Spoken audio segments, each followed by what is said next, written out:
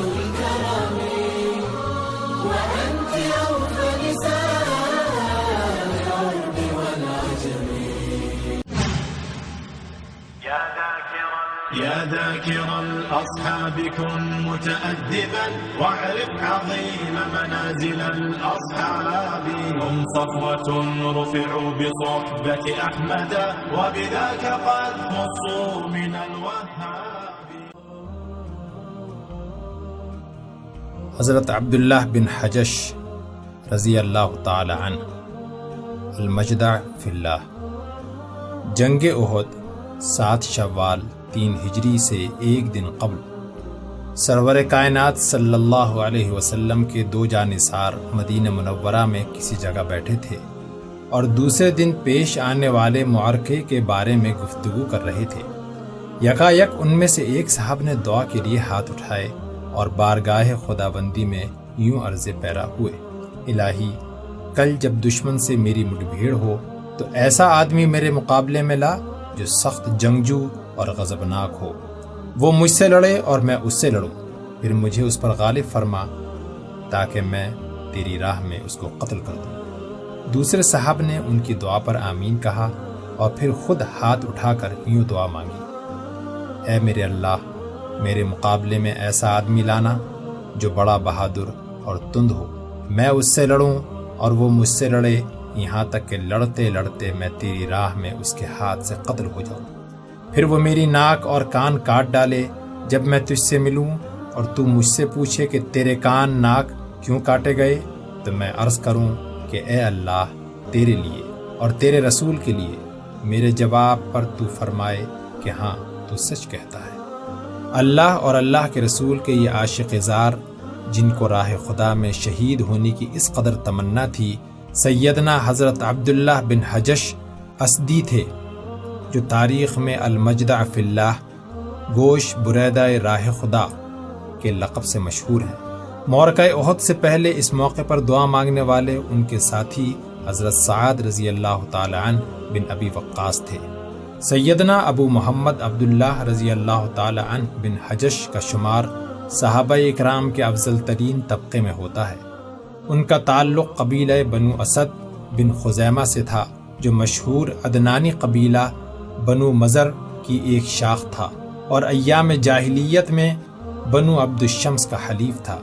ابن کثیر رحمۃ اللہ علیہ نے مزید تصریح کی ہے کہ عبداللہ رضی اللہ تعالی عنہ کے والد حجش کا حلیفانہ تعلق حرب بن امیہ ابو سفیان کے والد سے تھا، یعنی وہ بنو امیہ کے حلیف تھے. لیکن بنو امیہ بھی بنو عبد الشمس ہی کی شاخ تھے، اس لیے ان دونوں روایتوں میں کوئی تضاد نہیں ہے. حضرت عبداللہ رضی اللہ تعالیٰ عنہ کے خاندان کو بنی غنم بن عودان بھی کہا جاتا ہے. حضرت عبداللہ بن حجش کو سرور عالم صلی اللہ علیہ وسلم سے 2 خصوصی نسبتیں حاصل تھیں.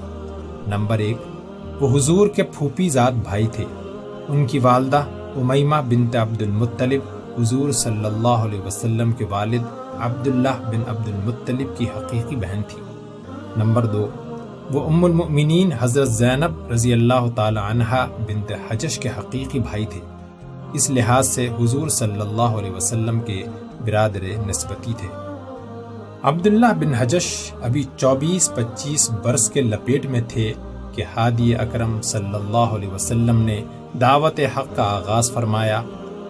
مبدع فیض نے عبداللہ کو فطرت سلیم سے نوازا تھا. صدائے حق کانوں میں پڑتے ہی انہوں نے اس کو دل و جان سے قبول کر لیا اور رحمت عالم صلی اللہ علیہ وسلم کے دست حق پرست پر بیعت کر کے سابقون الاولون کی مقدس جماعت میں شامل ہو گئے. یہ بعثت کا بالکل ابتدائی دور تھا اور حضور صلی اللہ علیہ وسلم ابھی ارقم بن ابی الارقم کے مکان میں فروکش نہیں ہوئے تھے. حضرت عبداللہ رضی اللہ تعالیٰ عنہ کو اکیلے ہی سبقت فی الاسلام کا شرف حاصل نہیں ہوا، بلکہ اسی رو میں ان کے ساتھ ان کی 3 بہنیں حضرت زینب، ام حبیبہ اور حمنہ، اور 2 بھائی ابو احمد عبد اور عبید اللہ بھی حلقہ گوش باسلام ہو گئے. قبول اسلام کے بعد دوسرے مسلمانوں کی طرح یہ خاندان بھی قریش مکہ کے ظلم و ستم کا نشانہ بن گیا. جب قریش کے مظالم انتہا کو پہنچ گئے تو حضور صلی اللہ علیہ وسلم کی ایما پر حضرت عبداللہ اپنے اہل خاندان کے ہمراہ حبش کو ہجرت کر گئے۔ بعض روایتوں میں ہے کہ انہوں نے 2 بار حبش کو ہجرت کی، اور بعض روایتوں کے مطابق وہ دوسری ہجرت حبشہ میں حبش گئے۔ بدقسمتی سے وہاں ان کا بھائی عبید اللہ بری صحبت میں پڑھ کر اسلام سے منحرف ہو گیا اور عیسائیت قبول کر کے بادہ خواری میں مبتلا ہو گیا۔ اسی حالت میں پیغام اجل آ پہنچا۔ حضور صلی اللہ علیہ وسلم کو ان حالات کی خبر ملی تو آپ نے عبید اللہ کی بیوہ ام حبیبہ بنت ابو سفیان کو نکاح کا پیغام بھیجا، جو انہوں نے قبول کر لیا، اور نجاشی شاہ حبش نے شرعی طریقے پر ان کا غائبانہ نکاح حضور صلی اللہ علیہ وسلم سے کر دیا۔ حضرت عبداللہ اور ان کے دوسرے اہل خاندان بڑے خلوص اور استقامت کے ساتھ اسلام سے وابستہ رہے، اور حضور صلی اللہ علیہ وسلم کی ہجرت مدینہ سے کچھ عرصے پہلے حبش سے مکہ واپس آئے۔ طبرانی نے حضرت عبداللہ بن عباس سے روایت کی ہے کہ رسول اکرم صلی اللہ علیہ وسلم اور دوسرے صحابہ کی ہجرت مدینہ کے بعد جو چند مسلمان مکے میں رہ گئے تھے، ان میں سے سب سے آخر میں حضرت عبداللہ اور ان کے بھائی ابو احمد عبد بن حجش نے ہجرت کی تیاری کی، اور ایک دن اپنے قبیلہ بنی غنم بن وودان کے سارے اراکین کو ساتھ لے کر مکے سے عازم مدینہ ہو گئے۔ اس طرح مکے میں بنی غنم بن وودان کا محلہ بالکل ویران ہو گیا اور اکثر مکانوں میں تالے پڑ گئے۔ مدینہ منورہ میں حضرت عبداللہ اور ان کے خاندان کو انصار کے مشہور بہادر حضرت عاصم بن ثابت بن ابی افلح نے اپنا مہمان بنایا۔ علامہ ابن سعد نے طبقات میں لکھا ہے کہ حضور صلی اللہ علیہ وسلم نے حضرت عاصم بن ثابت کو حضرت عبداللہ بن حجش کا دینی بھائی بنا دیا تھا۔ 2 ہجرتیں کرنے کی بنا پر حضرت عبداللہ بن حجش صحابہ ذو ہجرتین میں شامل ہیں۔ رجب 2 ہجری میں سرور عالم صلی اللہ علیہ وسلم نے حضرت عبداللہ بن حجش کو 10-12 صحابہ کرام کے ایک جیش کا امیر مقرر فرمایا، اور ایک سر بمہر خط دے کر انہیں حکم دیا کہ 2 دن کے سفر کے بعد اس خط کو کھول کر پڑھیں اور اس میں درج ہدایات کے مطابق عمل کریں۔ اس جیش میں حضرت سعد بن ابی وقاص، عتبہ بن غزوان، عکاشہ بن محسن اور واقد بن عبداللہ تمیمی وغیرہ جیسے جلیل القدر صحابہ شامل تھے۔ چنانچہ حضور صلی اللہ علیہ وسلم نے اس جیش کی روانگی سے قبل ان صحابہ سے مخاطب ہو کر فرمایا، گو عبداللہ بن حجش تم لوگوں میں سب سے افضل نہیں ہے، تاہم وہ بھوک و پیاس کی سختیوں کو زیادہ برداشت کر سکتا ہے۔ بعض ارباب سیر نے لکھا ہے کہ اس سریہ میں حضرت عبداللہ کو امیر المؤمنین کہہ کر پکارا گیا۔ اگرچہ عام روایتوں کے مطابق حضرت عمر فاروق رضی اللہ تعالی عنہ مسلمانوں کے سب سے پہلے سردار ہیں جو امیر المؤمنین کے لقب سے ممتاز ہوئے، لیکن وہ اس معنی میں ہے کہ خلفائے راشدین میں سب سے پہلے حضرت عمر فاروق رضی اللہ تعالی عنہ کو امیر المؤمنین کے لقب سے مخاطب کیا گیا۔ 2 دن کے سفر کے بعد حضرت عبداللہ نے حضور صلی اللہ علیہ وسلم کے نامہ مبارک کو کھول کر پڑھا تو اس میں لکھا تھا کہ تم سیدھے مکہ اور طائف کے درمیان نخلہ جا کر ٹھہرو اور وہاں سے قریش کی نقل و حرکت کا پتہ چلاؤ۔ کسی شخص کو اس کی مرضی کے خلاف اپنی معیت پر مجبور نہ کرو، جو تمہارا ساتھ دینا چاہے دے اور جو واپس آنا چاہے واپس آ جائے۔ خط کے مضمون سے مطلع ہو کر حضرت عبداللہ نے اپنے ساتھیوں سے مخاطب ہو کر فرمایا، بھائیوں، مجھے رسول اللہ صلی اللہ علیہ وسلم نے قریش کی نقل و حرکت کا پتہ چلانے کا حکم دیا ہے، لیکن اس کام میں مدد لینے کے لیے کسی پر جبر کرنے سے منع فرمایا ہے۔ بلا شبہ یہ جان جوکھوں کا کام ہے۔ تم میں سے جس کسی کو شہادت فی سبیل اللہ کی آرزو ہو وہ میرے ساتھ چلے، اور جو واپس جانا چاہے اس کو اختیار ہے، میری طرف سے کسی پر کوئی پابندی نہیں۔ جیش کے سب آدمیوں نے بیک زبان کہا، ہم آپ کا ساتھ دیں گے اور رسول اللہ صلی اللہ علیہ وسلم کے فرمان کو ضرور پورا کریں گے، خواہ اس میں ہماری جانیں چلی جائیں۔ چنانچہ حضرت عبداللہ نے سارے جیش کے ساتھ نخلے کا رخ کیا اور بطن نخلہ میں پہنچ کر قریش کی حالت کی ٹوہ لینے میں مشغول ہو گئے۔ اتفاق سے قریش کا ایک قافلہ جو طائف سے کچا چمڑا، منقع اور دوسرا تجارتی سامان بار کر کے لایا تھا، اس طرف سے گزرا۔ اس قافلے میں عمرو بن حضرمی، حکم بن یکسان، عثمان بن عبداللہ، اس کا بھائی نوفل بن عبداللہ مخزومی اور قریش کے کئی دوسرے سربراوردہ لوگ شامل تھے۔ مسلمانوں نے اس قافلے کے بارے میں آپس میں مشورہ کیا۔ اس دن ماہ رجب کی پہلی تاریخ تھی، لیکن مسلمانوں کا گمان تھا کہ وہ جمادی الاخر کا آخری دن ہے۔ انہوں نے طے کیا کہ آج ہی اس قافلے سے 2 ہاتھ کر لیے جائیں۔ اگر اس وقت انہیں چھوڑ دیا تو کل سے رجب کا آغاز ہو جائے گا، جو حرمت والے مہینوں میں ہے، اور پھر ہم ان کا کچھ نہ بگاڑ سکیں گے۔ چنانچہ مسلمان قافلے کی طرف بڑھے۔ حضرت واقد بن عبداللہ تمیمی نے امیر قافلہ عمر بن حضرمی کو تیر مار کر ہلاک کر دیا، اور حکم بن یکسان اور عثمان بن عبداللہ مسلمانوں کے ہاتھ قید ہو گئے۔ نوفل بن عبداللہ اور قافلے کے دوسرے آدمی بھاگ گئے اور کاروان تجارت کے سارے مال و اسباب پر مسلمانوں نے قبضہ کر لیا۔ اہل سیر کا بیان ہے کہ یہ اسلام میں سب سے پہلا مال غنیمت تھا، اور عثمان بن عبداللہ اور حکم بن یکسان مسلمانوں کے سب سے پہلے قیدی تھے۔ مال غنیمت کی تقسیم کے بارے میں ابھی تک کوئی حکم نازل نہیں ہوا تھا، اس لیے حضرت عبداللہ بن حجش نے اجتہاد سے کام لیا اور مال غنیمت کا 5واں حصہ الگ کر کے باقی 4 حصے اپنے ساتھیوں میں برابر برابر تقسیم کر دیے۔ حضرت عبداللہ کا اجتہاد کو بارگاہ خداوندی میں شرف قبول حاصل ہوا، اور بعد میں اسی کے مطابق خمس کا حکم نازل ہوا۔ حضرت عبداللہ بن حجش مال غنیمت لے کے بارگاہ رسالت میں حاضر ہوئے تو حضور صلی اللہ علیہ وسلم اس کے قبول کرنے میں متعامل ہوئے اور فرمایا کہ میں نے تمہیں حرمت والے مہینے میں جدال و قتال کا حکم نہیں دیا تھا۔ دوسرے صحابہ اکرام نے بھی اہل سریہ کے اس فعل پر ناپسندیدگی اور ناگواری کا اظہار کیا۔ مشرکین قریش اور یہود مدینہ نے بھی اس واقعے کو بڑی شہرت دی اور مسلمانوں پر زبان تان دراز کر کے یہ کہنا شروع کر دیا کہ محمد صلی اللہ علیہ وسلم اور ان کے ساتھیوں نے ماہ حرام کو حلال کر لیا ہے، انہوں نے رجب میں خون ریزی کی ہے، مال لوٹا اور قیدی پکڑ لیے۔ اس طرح وہ ماہ حرام کی ہتک کے مرتکب ہوئے۔ حضرت عبداللہ اور ان کے ساتھیوں نے قسم کھا کر سرور عالم صلی اللہ علیہ وسلم اور دوسرے مسلمانوں کو یقین دلایا کہ جو کچھ ہوا غلط فہمی کی بنا پر ہوا، اور ہم نے دانستہ ماہ حرام میں خون ریزی نہیں کی ہے۔ حقیقت بھی یہی تھی کہ ان سے یہ کام زن و اشتباہ اور التباس کی بنا پر سرزد ہوا تھا، تاہم وہ اس پر سخت ملول اور پریشان تھے۔ اس پر رحمت خداوندی جوش میں آ گئی اور یہ آیت نازل ہوئی، یسألونک عن الشہر الحرام قتال فیہ قل قتال فیہ کبیر وصد عن سبیل اللہ وکفر بہ والمسجد الحرام واخراج اہلہ منہ اکبر عند اللہ والفتنۃ اکبر من القتل۔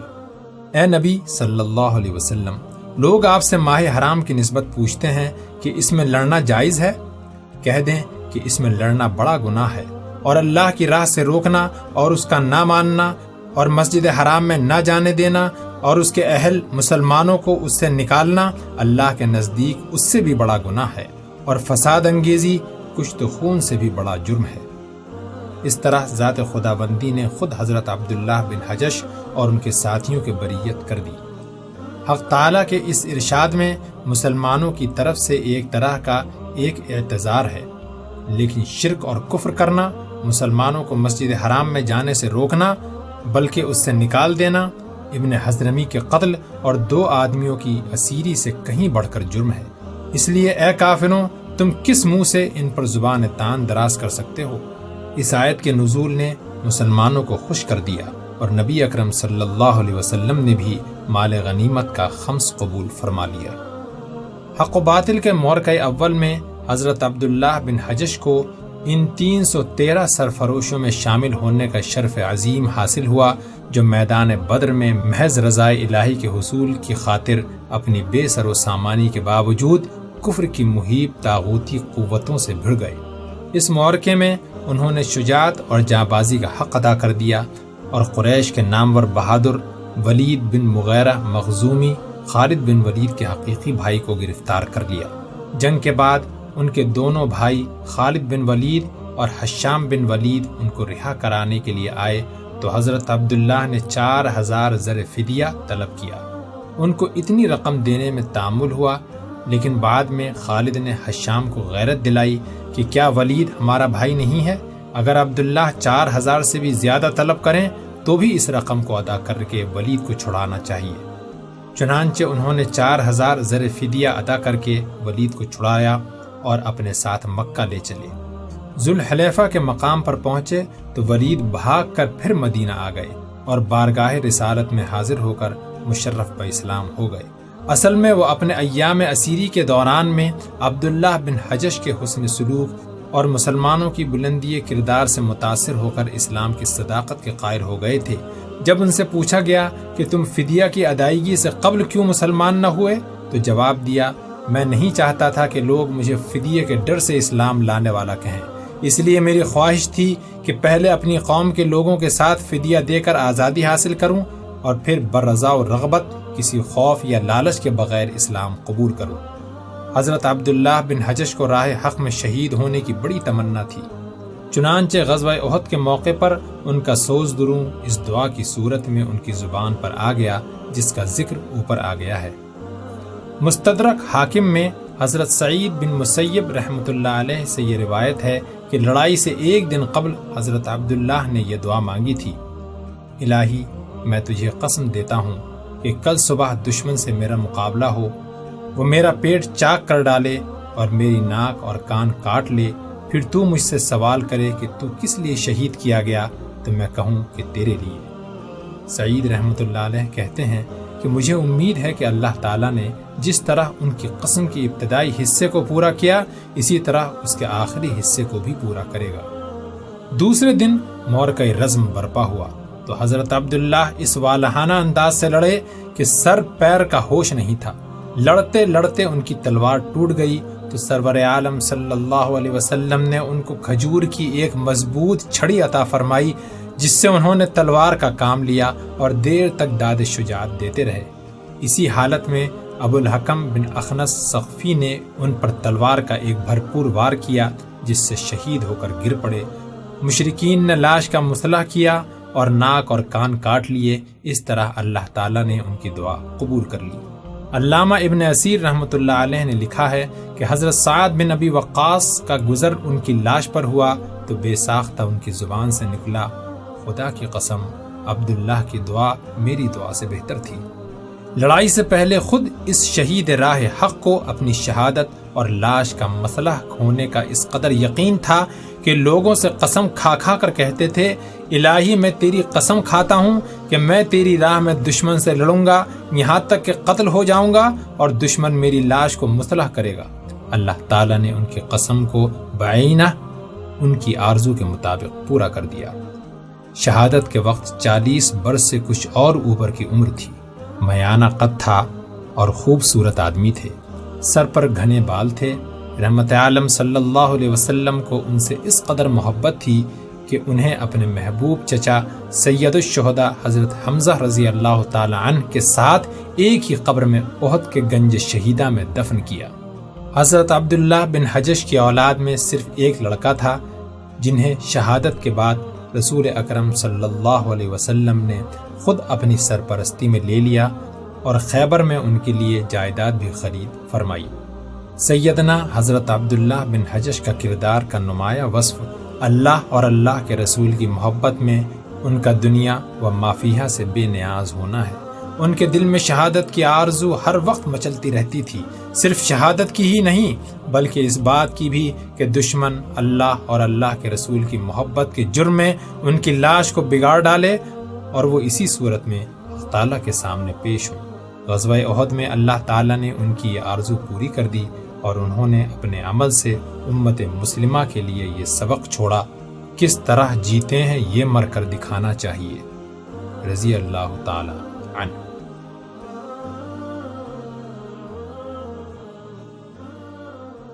نبی کے صحابہ کے راستے پہ چل کے دلوں کا سکون ہم نے حاصل کیا ہے۔